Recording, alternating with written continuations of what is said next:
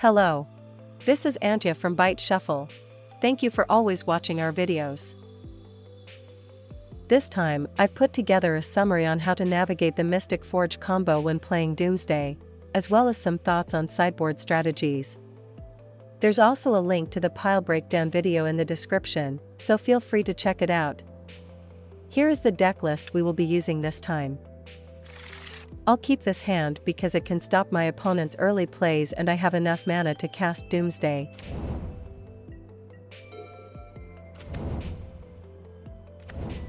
I'm going to dig for some mana acceleration. Surveil's effect sends it to the graveyard. I'm going to dig for some mana acceleration. I put Cavern of Souls on top first, followed by the dual land.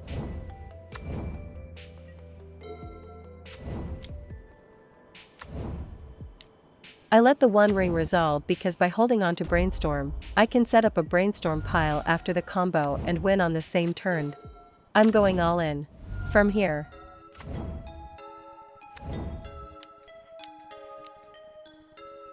Right now, the only thing I need to be mindful of is Kozilek's command, since this is game 1. Also, my opponent has 2 mana open. To play around the scry mode of Kozilek's command and avoid losing to it, I'll go off while leaving 1 card in the pile. The bottom card of the pile is something I won't be using, so it doesn't really matter what it is. The rest of the pile will be filled with the cards needed for the Brainstorm pile.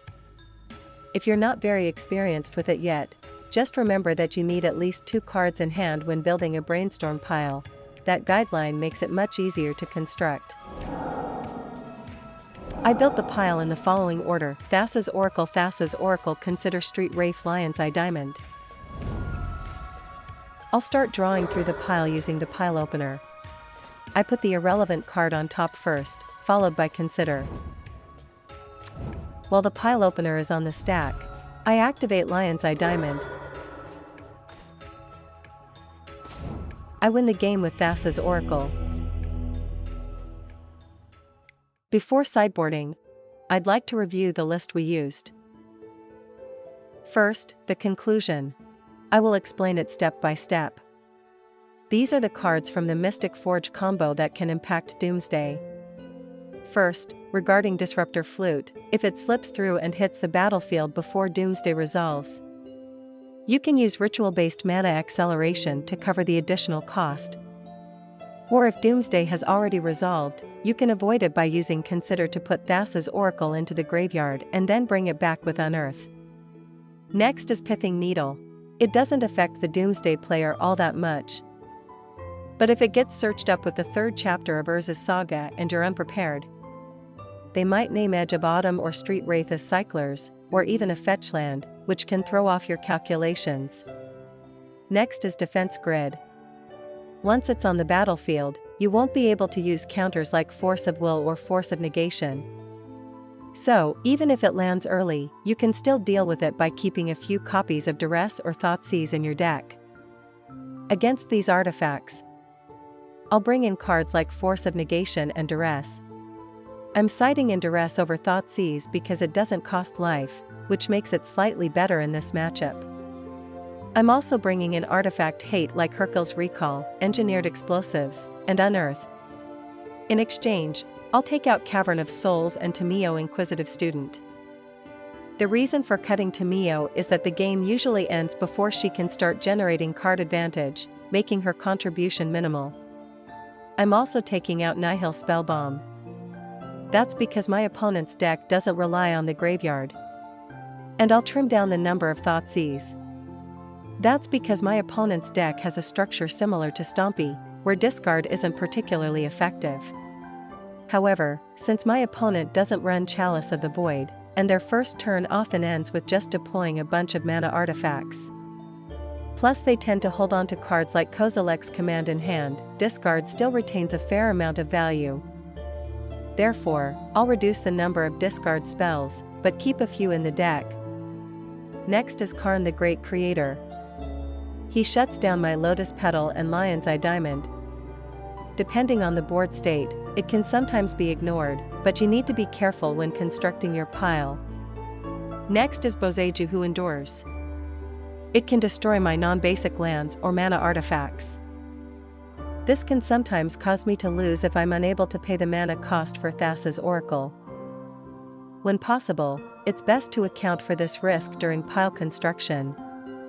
Next is Kozilek's command. If I cast Thassa's Oracle with an empty library, I can lose to the scry mode of Kozilek's command.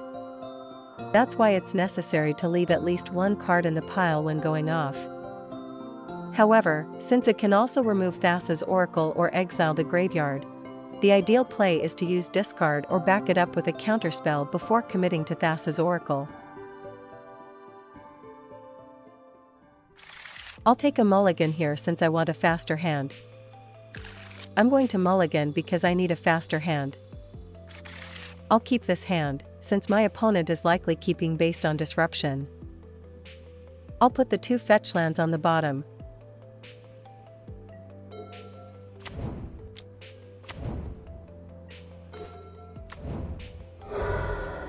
I'm going to dig for Doomsday. I put Doomsday dual land on top and drew accordingly. I'll counter it with Daze. I'm going all in. From here. Let me first talk about that Daze from earlier. I used Daze here because I was already on a double mulligan, and if I didn't cast it now, it would quickly lose its relevance. Also, countering at this timing effectively turns Daze into a time walk. Another reason I fired off Daze is that if my opponent's plan was to fetch Disruptor Flute with Karn the Great Creator, countering here could buy me some extra time. I'll stack a blue card on top of the pile so I can stop one of my opponent's plays and also pitch it to Force of Will if needed. To play around the possibility of my opponent having multiple Disruptor Flutes, I'll include Unearth in the pile. The rest will be set up as an unearthed pile so I can win right away. I built the pile in the following order: Thassa's Oracle, Unearth Thassa's Oracle, consider Hercule's Recall.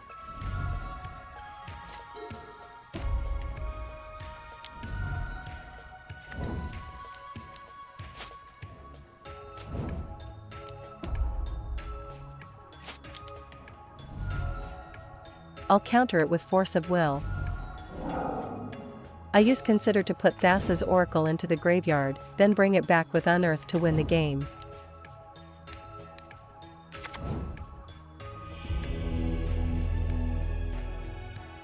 Lastly, I have an announcement.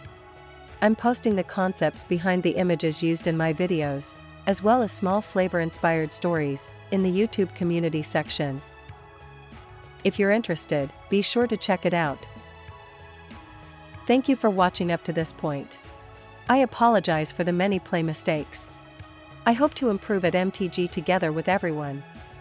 If you enjoyed this video, please consider subscribing to the channel and giving it a thumbs up. See you next time. This is Antya.